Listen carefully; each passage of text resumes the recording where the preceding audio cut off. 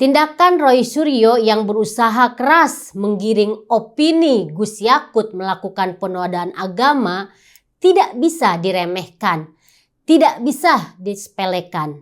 Saya menangkap ada skenario besar di balik laporan yang dilakukan Roy Suryo ini.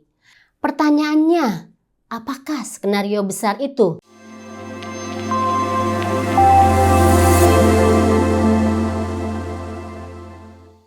Halo pemirsa Cokro TV, jumpa lagi bersama saya Nong Darol Mahmada. Video kali ini saya ingin membahas tentang Menteri Agama Yakut Khalil Qaumas atau akrab disapa Gus Yakut versus Roy Suryo yang sempat melaporkan Gus Yakut ke polisi tapi laporannya ditolak. Tindakan Roy Suryo yang berusaha keras menggiring opini Gus Yakut melakukan penodaan agama tidak bisa diremehkan, tidak bisa disepelekan.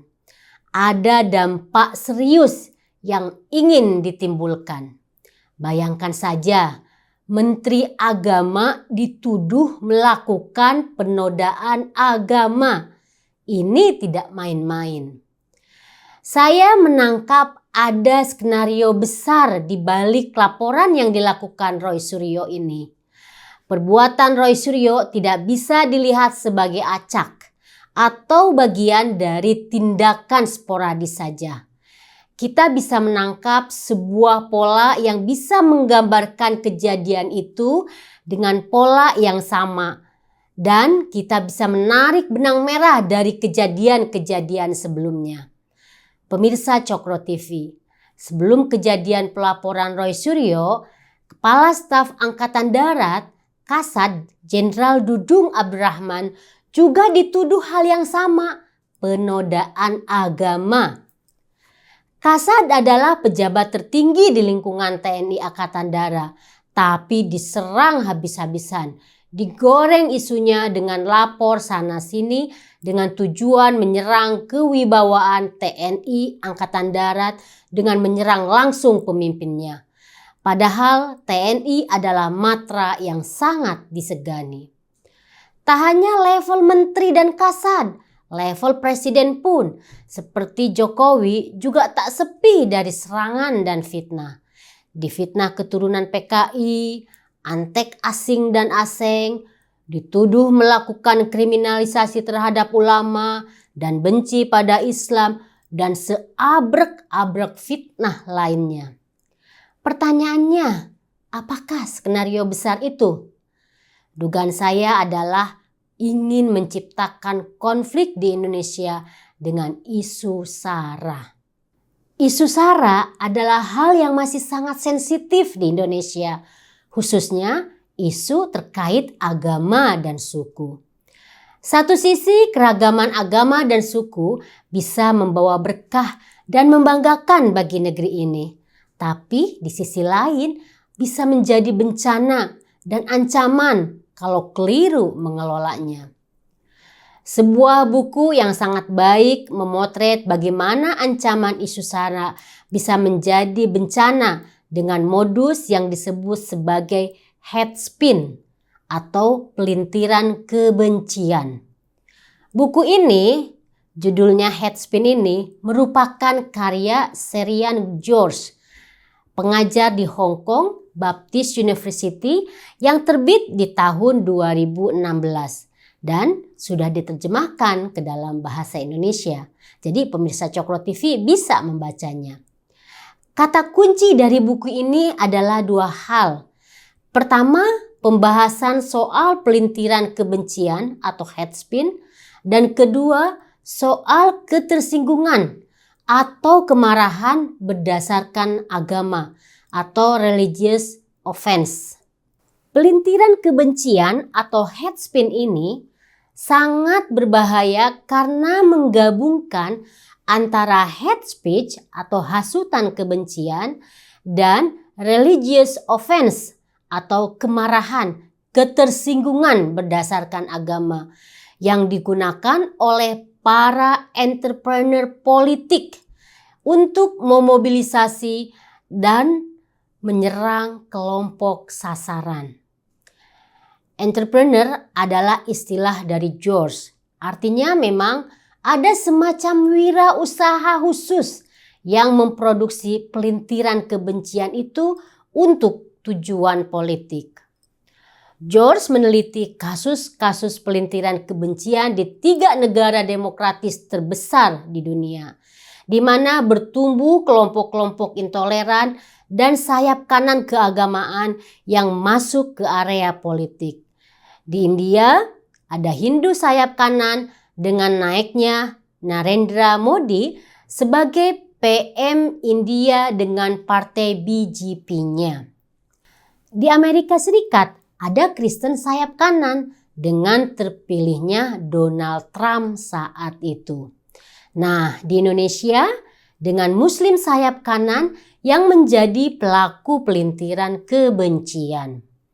George juga menunjukkan bagaimana internet dan media sosial telah membuka kesempatan baru bagi munculnya kasus-kasus pelintiran kebencian lintas batas. Pelintiran kebencian yang diramu dengan kemarahan atau ketersinggungan berdasarkan agama merupakan kerja politik busuk. Ini sangat efektif. Misalnya dalam Pilkada DKI tahun 2016-2017, di mana Ahok diserang dengan pelintiran ucapannya oleh Buniani. Ucapan Ahok dipelintir sedemikian rupa dan dikaitkan dengan kemarahan atau ketersinggungan berdasarkan agama dengan tuduhan penodaan agama Islam. Pelakunya, Buniani, yang memang memiliki kecenderungan politik dan pendukung Anies Baswedan lawan Ahok saat itu. Kemarahan dan ketersinggungan berdasarkan agama ini digunakan dengan menggoreng-goreng isu penodaan agama, penistaan Islam, penistaan Al-Quran yang diwujudkan dalam gerakan aksi mulai dari 411, 212 dan seterusnya. Segala macam klarifikasi, minta maaf dari Ahok pun tidak digubris karena memang tujuannya untuk serangan politik. Pada Pilpres 2019, modus ini mau diulang untuk menyerang Jokowi dengan narasi kriminalisasi ulama yang digerakkan oleh gerombolan yang sama yang menyerang Ahok saat Pilkada DKI 2017. Namun upaya itu gagal total. Kini modus yang sama juga dilakukan saat menyerang ibu kota negara. Edi Mulyadi yang berasal dari geng sama memantik isu ini menjadi sara dengan didukung penuh oleh lingkaran-lingkaran HTI yang ingin menegakkan negara khalifah. Demikian pula pemelintiran ucapan kasad Jenderal Dudung Abdurrahman dan juga saat ini Menteri Agama Gus Yakut. Modus dan pelakunya dilakukan oleh gerombolan yang sama dengan harapan ada kemarahan, ada ketersinggungan massal yang berdasarkan agama. Makanya narasinya mereka angkat adalah penistaan agama Islam. Apa skenario besar dari semua gerakan dan modus hate spin itu? Pertama, memperlemah NKRI dengan menyerang kewibawaan pemerintahnya dari presiden, menteri, kasad, dan pejabat-pejabat pemerintahan yang tidak mau tunduk pada kelompok itu akan diserang, akan dipelintir ucapan dan kebijakannya dengan isu penistaan agama. Kedua, pergantian kekuasaan di tengah jalan merupakan tujuan gerombolan ini. Karena itu, kita mudah sekali menemukan selebaran meme-meme apapun isu politik yang diangkat, selalu tuntutannya adalah turunnya dan mundurnya Presiden Jokowi. Karena Presiden Jokowi merupakan sasaran utamanya. Soal kasad dan Menteri Agama sebenarnya hanyalah sasaran antara saja. Ketiga, para gelandangan politik tujuannya memang hanya berkuasa dan merebut kekuasaan dari Presiden Jokowi.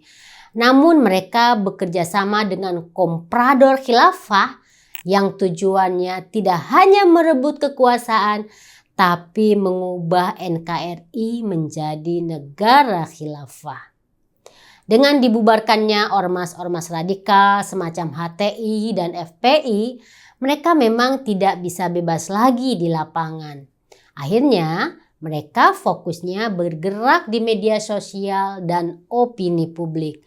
Karena itu, ke depannya kasus-kasus headspin ini akan semakin banyak. Untuk menutupi tujuan politiknya, mereka pun memakai kedok kasus penistaan agama atau penodaan agama. Sekaligus ini menjadi provokasi untuk menciptakan kemarahan publik yang akhirnya bisa mereka manfaatkan. Karena itu pemirsa Cokro TV, waspadalah, hati-hati pada kasus-kasus pelintiran kebencian atau headspin ini. Karena taruhannya adalah bangsa ini, NKRI. Sekian, terima kasih.